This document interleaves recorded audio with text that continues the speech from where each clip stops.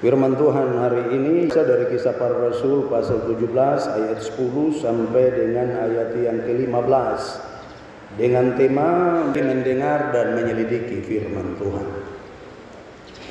Saudara, hidup bersama-sama ini mesti ada sikap keterbukaan untuk saling menerima satu dengan yang lain. Apalagi di tengah-tengah perbedaan, perlu adanya keterbukaan di situ. Sikap keterbukaan apalagi ditunjang dengan kepedulian yang tulus, saudara-saudara. Ini akan sangat baik. Karena di sana kita mau saling menerima satu dengan yang lain, saling memperhatikan satu dengan yang lain. Bahkan mungkin kita saling menopang satu dengan yang lain. Dan sikap-sikap seperti ini, saudara-saudara, di tengah-tengah perbedaan ini akan menjadi sesuatu yang baik. Karena sikap ini akan membuat atau mendorong adanya kedamaian dan kenyamanan. Ini satu modal utama dalam kehidupan kemasyarakatan atau kehidupan bergereja. Harus saling terbuka. Mungkin kita berbeda-beda pulau, ras, suku, bangsa, pendidikan, tetapi dalam Kristus kita satu. Ini pun jadi soal dan menjadi tantangan dalam berbagai bentuk kehidupan. Sikap mementingkan diri sendiri itu menjadi tantangan dalam kehidupan persekutuan apapun. Orang-orang yang berusaha mementingkan diri sendiri itu, saudara-saudara, itu biasanya ada ikutan. Orang-orang itu cenderung egois. Kalau sudah ada egois di situ sudah masuk lagi sementara namanya iri hati. Jadi tanda kalau orang yang suka iri hati biasa cenderung egois, dengki, lalu suka provokasi orang, suka hasut-hasut orang, dan ini biasa berujung kepada perpecahan. Jadi kalau ada kepentingan diri dan ikut-ikutan, semua biasanya ada perpecahan, ada kehancuran di situ. Ini perlu kita hati-hati, saudara-saudara. Perlu jaga. Nah, bacaan kita hari ini, saudara-saudara, menjelaskan tentang bagaimana sepak terjang yang dilakukan oleh Paulus dan Silas itu begitu luar biasa. Ya, mereka tidak berfokus terpaku satu tempat saja. Mereka pindah-pindah. Dari satu desa ke desa yang lain, dari satu kota ke kota yang lain, pindah-pindah. Tujuannya apa, saudara-saudara? Supaya lebih banyak orang mendengar firman Tuhan. Nah, kalau kita pelajari pasal-pasal sebelumnya, pasal 16 misalnya, ya, kita akan menemukan bagaimana Paulus dan Silas itu berada di Filipi dalam perkenanan Tuhan. Pemberitaan pekabaran Injil di sana itu luar biasa, saudara. Ya. Di pasal 16 itu ada pertobatan seorang pengusaha hebat, ya, yang bernama Lydia, penjual kain ungu. Biasanya pengusaha dong son pusing dengan pekabaran ini. Orang suka ya itu dong son toilet. Kan dong pikir dong kekayaan itu dong punya Tuhan sudah, yang bisa menolong orang dalam situasi. Tapi seorang pengusaha, seorang penjual kain ungu yang sukses seperti Lydia, saudara-saudara, bertobat. Lalu dia punya diri dan keluarga dibaptis. Lalu di sana juga ada karya Tuhan melalui Paulus yang mengusir keluar roh petenung dari seorang perempuan yang dia punya kerja menenung orang untuk mendatangkan keuntungan bagi kehidupan Tuhan. Itu roh jahat, itu iblis itu terlepas dari dia. Tapi di punya dampaknya Paulus dan Silas harus dipenjara. Karena orang merasa rugi, dia punya pendapatan hilang. Tetapi karena Tuhan, ya semua ini karena Tuhan. Karena Tuhan menyertai pemberitaan Injil dari Paulus dan Silas, mereka dilepaskan secara ajaib. Lalu dari sana mereka diberangkatkan ke Tesalonika, saudara-saudara. Di sana Rasul Paulus dengan berani mengajar kepada mereka. Ya, di ayat yang ketiga itu dia menerangkan bahwa Mesias harus menderita. Dan Mesias bangkit dari antara orang mati. Lalu dia bilang Mesias itu yaitu Yesus. Dan ayat berikutnya ada beberapa orang, banyak orang menjadi yakin, menjadi percaya dan bergabung dengan Paulus dan Silas. Yaitu orang-orang yang takut Tuhan. Hanya orang-orang yang takut Tuhan yang mau peka dengar apapun kehendak Tuhan. Lalu orang percaya. lalu dia memberi diri dibaptis, bergabung dalam persekutuan. Ini perhatikan baik-baik. Orang yang tidak suka gabung dalam persekutuan berarti orang-orang yang tidak percaya, karena di sini catat bahwa orang-orang yang takut Tuhan kemudian orang bergabung dengan hamba-hamba Tuhan. Ya. Ya kalau kita yang belum bergabung dalam ibadah rayon, yang pemalas-pemalas ibadah rayon, yang pemalas ibadah kategorial, kaum bapak perempuan, ya, kita bisa masuk kategori orang yang tidak takut Tuhan. Bukan hanya orang-orang Yahudi di sana, saudara, tetapi ada orang-orang Yunani, ya, sejumlah besar orang Yunani yang takut Allah, dan tidak sedikit perempuan-perempuan terkemuka mendengar berita Injil itu, saudara-saudara.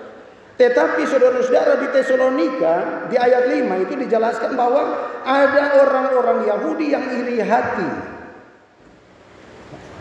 Saudara, jadi itu berarti kalau kita lihat hari ini ada persekusi di mana-mana. Ada penganiayaan di mana-mana terhadap gereja-gereja Tuhan. Jangan heran, karena di awal-awal itu saya sudah ada. Di abad-abad pertama itu sudah ada. Ya. Bahkan ketika Yesus mengajar, dia bilang kamu akan dibenci karena namaku, kamu akan dianiaya karena nama. Dia suka stomel. Mau ikut dia bukan enak-enak, saudara. Mereka kemudian saudara-saudara bergabung juga, dorang bikin gabungan, membuat koalisi dengan preman-preman pasar, itu yang disebut dalam ayat 5 itu petualang-petualang pasar, lalu mengadakan keributan, mengacau kota, lalu menyerbu rumah Yason, tempat di mana Paulus orang tinggal di situ, untuk tangkap Paulus dan Silas. Tapi Yason dan ibu saudara-saudara seiman di sana, kan? Meloloskan Paulus dan Silas itu ke Berea. Jadi orang tidak ikut-ikutan, orang tidak terprovokasi. Ini orang-orang yang berhikmah, orang-orang yang bisa hidup di tengah-tengah perbedaan ini. Tetapi yang menarik ayat yang ke-11, orang-orang Yahudi di Berea beda dengan orang-orang Yahudi di Tesalonika. Karena di situ disebutkan bahwa mereka orang-orang yang lebih baik hati. Ya, orang-orang Yahudi di kota itu lebih baik hati daripada orang-orang Yahudi di Tesalonika. Mereka baik hati bukan hanya karena terima Paulus dan Silas yang dilarikan dari Tesalonika, saudara-saudara. Tetapi mereka juga disebut sebagai orang-orang yang baik hati, yang mulia hatinya, karena mereka menerima firman itu dengan segala kerelaan hati. Dan disebutkan setiap hari mereka menyelidiki kitab suci untuk mengetahui apakah semua yang diajarkan Paulus, apakah itu benar demikian, saudara-saudara. Ya. Mereka menyelidiki. Dia pakai kata Yunani itu anakrino, yang juga memiliki pengertian mengayak, meneliti, mencermati. Ya, saya mau bilang begini, Papa Mama, saudara, siapapun yang memberitakan firman Tuhan, entah itu pendeta, penatua, atau siapapun dia, apalagi orang-orang yang baru saudara kenal, kita punya kerinduan itu tidak salah. Tetapi jangan hanya asal terima saja. Jangan talan bulat-bulat. Belajar seperti orang-orang Kristen di Berea. Dong murah hati, dong terima, dong dengar. Tapi kemudian orang tidak berhenti di situ, dong menyelidiki kitab suci itu. Untuk apa? Untuk ketahui apakah semuanya itu benar, apakah semua sesuai dengan firman Tuhan. Saudara, kalau kita mau mengetahui apa yang benar, ya, bukan hanya dari sebuah pemberitaan, dari sebuah uraian firman Tuhan, kita harus mau baca firman Tuhan. Ya. Seperti juga tadi kita baca di Mazmur pasal 119, beritahukanlah kepada kami ketetapan-ketetapan. Karena di situ kita akan tahu banyak hal, saudara-saudara. Ya. Jadi orang tidak hanya menerima, orang membetul orang-orang yang tulus, tapi cerdik. Jangan tulus-tulusan, harus dengan cerdik. Itu Tuhan Yesus bilang. Ya. Hendaklah kamu tulus seperti merpati, cerdik seperti ular. Kalau tulus tanpa kecerdikan, cenderung bodoh-bodoh. Orang tipu bermain sangkotong juga kau iko-iko. Tapi juga kalau hanya cerdik, Maka itu dia lama-lama bisa menjurus pelicik. Orang-orang di Berea ini dong tulus cerdik, dong tidak tulus saja, tapi dong cerdik. Dorang terima semua pemberitaan, tapi pulang dorang menyelidiki. Supaya mereka mengetahui apakah semua yang diajarkan Paulus itu benar atau tidak. Ya. Lalu dikatakan di ayat 12, banyak orang di antara mereka menjadi percaya. Juga tidak sedikit perempuan-perempuan terkemuka dan laki-laki Yunani. Jadi banyak orang yang menjadi percaya. Tetapi di ayat yang ke-13, ketika orang-orang Yahudi di Tesalonika, lihat, dengar-dengarin Bapak Saudara. Ketika orang-orang Yahudi di Tesalonika tahu bahwa juga di Berea telah diberitakan firman Allah oleh Paulus, datanglah juga mereka ke sana untuk menghasut dan menggelisahkan hati orang banyak. Ini orang kalau iri hati, ini model begini, Pak. Model begini, mau sampai di hukleak manapun, dong cari. Hanya pikir tahu bilang, sudah kok, yang percaya. Orang kalau iri hati ini ada selama kerja, saudara-saudara. Jadi dorang tidak puas karena ketika dorang tahu bahwa Injil diberitakan di Berea, dorang pergi untuk merusak persekutuan di sana, saudara-saudara, dengan mereka menghasut. Kata hasut ini kengiri untuk menggelisahkan hati orang-orang di sana. Papa mama, Bapak saudara, yang disebutkan di sini dua hal. Iri hati dan hasut. Iri hati dan hasut bermanfaat apa Papa mama? Tidak ada bermanfaat. Karena orang yang iri hati, apalagi tambah dengan hasut, itu akan merusak persekutuan.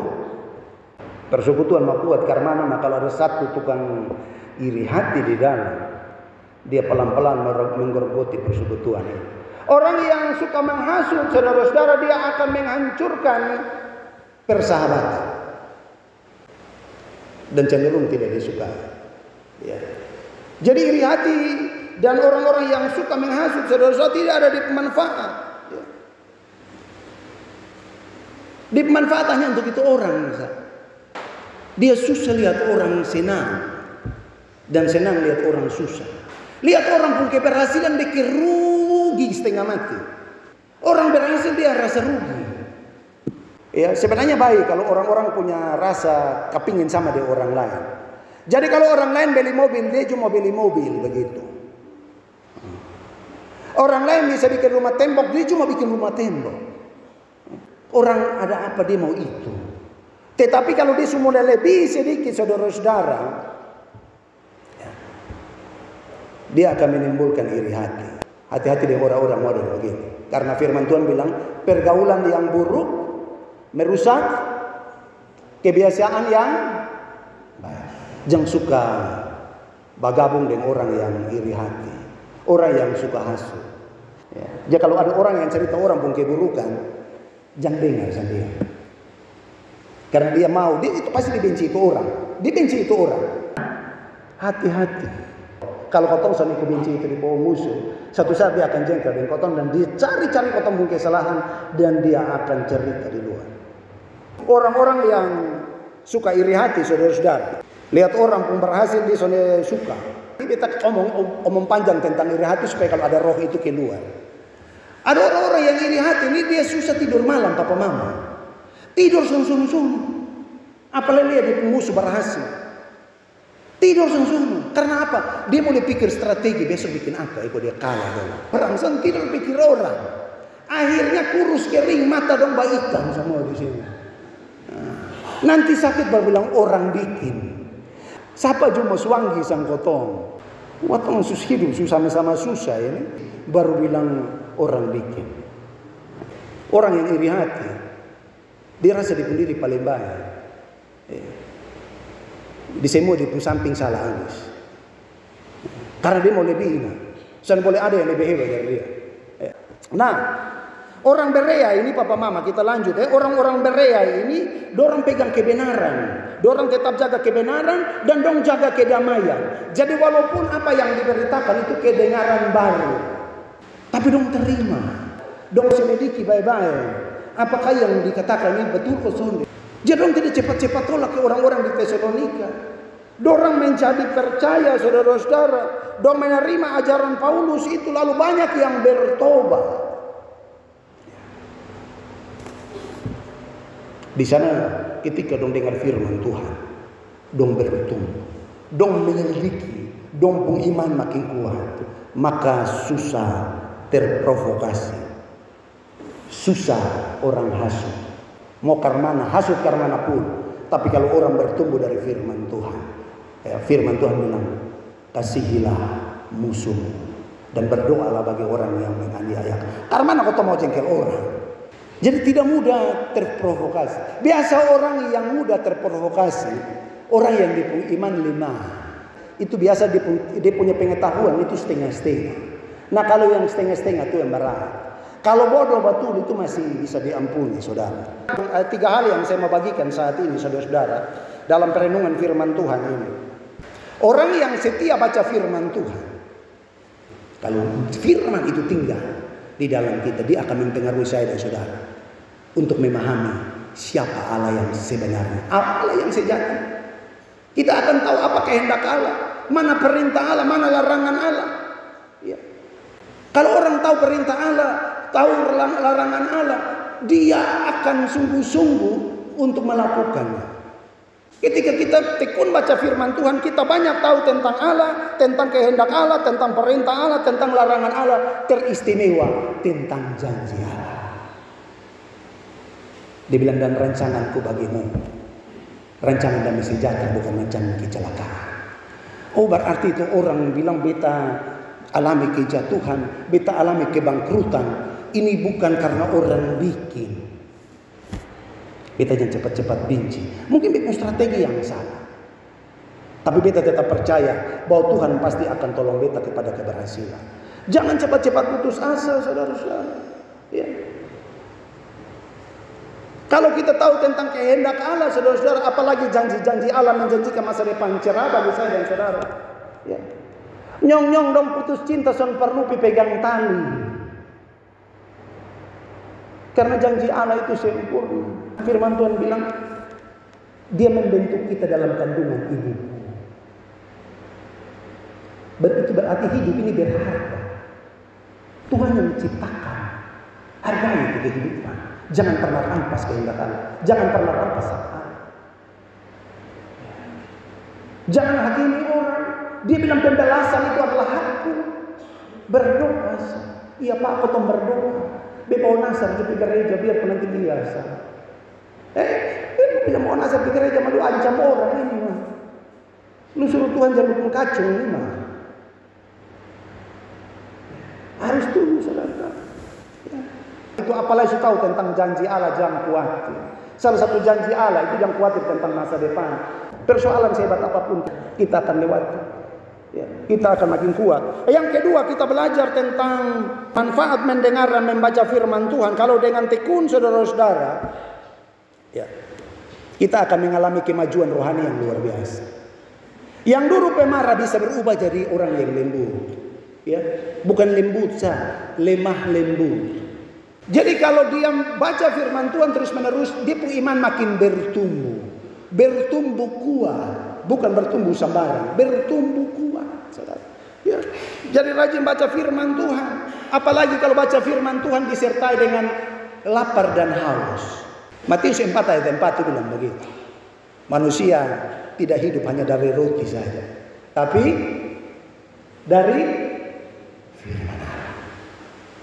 Jika mau hidup, baca firman Tuhan, makanan rohani, saudara, supaya kita makin bertumbuh. Ya, mengalami kemajuan iman yang baik, ya, karena dengan kemajuan iman itu akan memperteguh keyakinan kita, kepercayaan kita kepada Tuhan di dalam menyikapi berbagai masalah-masalah. Tiap hari ini ada masalah, ya. Lalu orang bilang ternyata bukan Natal kali ini berat, mau tahun baru kali ini berat. Nah kalau kita mengalami pertumbuhan iman, kita bukan lihat masalah itu, tapi kita lihat Tuhan. Fokus kepada Tuhan. Percaya bahwa ada rencana Tuhan yang indah bagi saya dan saudara. Kita baca firman Tuhan, kita akan mengalami kemajuan. Kalau kita tekun baca firman Tuhan, kita akan dengar janji-janji Tuhan. Dan orang yang hidup di dalam Tuhan, dia bilang pengharapanmu tidak mengecewakan. kita akan mengatasi semua persoalan sebesar apapun. Ya, kalau masih ingat saya khotbah di awal tahun, kita mungkin akan diizinkan ada di padang gurun kehidupan. Ada banyak persoalan yang di awal tahun mungkin start kita mulai, kita alami. Ya. Tapi di situ kita pelajari, kita berefleksi. Ini pekerjaan bukan kita pekerjaan. Ini Tuhan pekerjaan. Angkat muka lihat di atas. Jangan terlalu tondok lihat di bawah. Lihat di atas. Karena Dia mengutus kita dengan sebuah jaminan pemeliharaan kekal sampai selama-lamanya. Kalau kita beriman, yakin kepada Tuhan, persoalan, badai, tantangan sehebat apapun, kita akan bisa atasi. Ya. Jadi jangan pernah menyerah. Hidupmu terlalu berharga.